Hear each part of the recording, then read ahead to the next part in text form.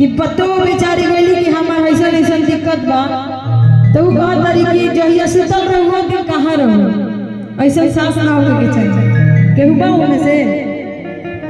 हाँ भाभी आपकी सास में कैसी है? अरे डॉक्टर आई जी रोगे के कहत नहीं राम सासू में कैसे बनी? बहुत अच्छा। चलिए कौन कौन पतो सामने से कहे लो कि अच्छा लेकिन पीठ पीछे एगो हम झूमर वही में गावत रही कि सासू हो बड़ा दुख देले बड़ू जवानी में अब बदला ले हम बुढ़ारी में। वही में से एगो पतोहिया कहत रहे कि तीन सखी मिल के नहाए चले के मतलब पतो जूदिया व्रत कैले बड़ी आ सास के गेठिया के बीमारी बा तो जानता नहीं कि सास भले चलस चाहे मत चलस लेकिन पलंग पर से ही चौकी पर से कुर्सी पर से जवन बोले के रहला बोल दे। तो गंगा जी ना जब पतो जात रही तो अपन सखी से कहत रही कि तीन सखी मिल के नहाए चले के ओहो में सास बुढ़िया कुटनो के ले चले के ऊंच खाल देख के ढकेल देवे के आइन का बेटा माटी लगानु से ना कहे के। तई पतो के शिकायत रहेला लेकिन ऐसा बात नहीं है। और देखिए पतोहिया अपना नैहर फोन करके ससुर के शिकायत सास के शिकायत करके कहतिया भैया आज हमरा के विकास जी चाहते माने कि अपन बदला हमर ए जगह सजवा देवे के बा। लगातार हम गावते जातनी और जतने गावतनी उतने दू गो लाइन तीन गो लाइन का पूरा गीत याद आवता लेकिन हम चाहतनी खाली मुखड़ा गा के टाइम हो गई बा खत्म कर जाओ। और वही में कहा तारी एक मिनट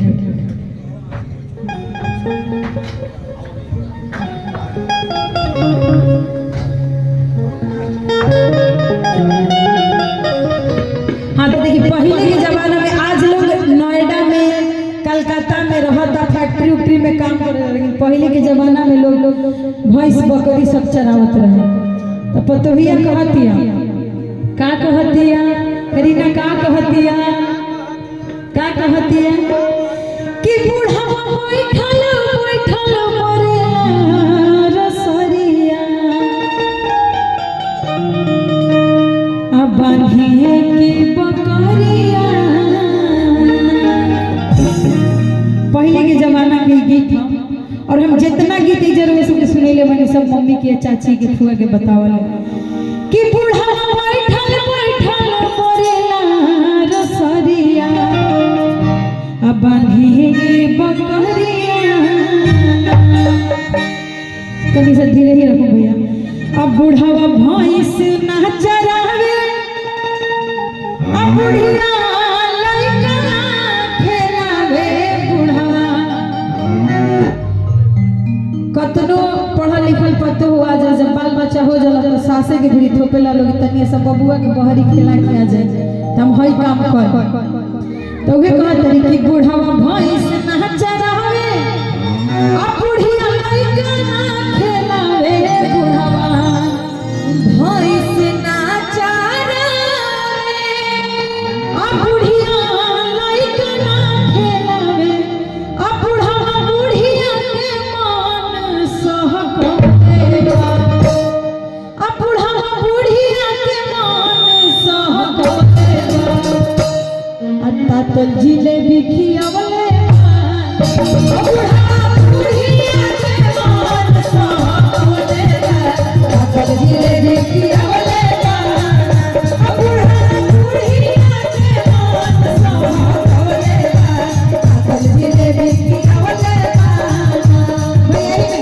12 दिन के बरहिया बरहिया नबीता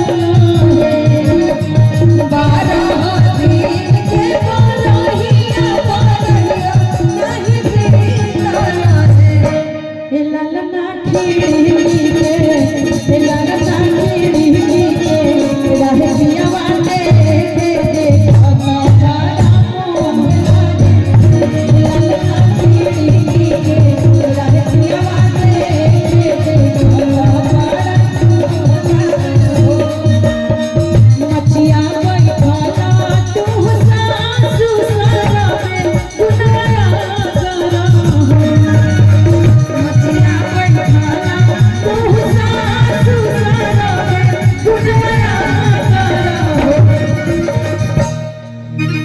ए सासु तानिया सा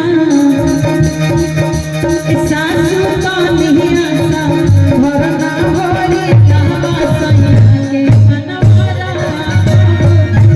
सासु तानिया सा भरना भरी लावा सैया के मनवरा सासु तानिया सा भरना भरी लावा सैया के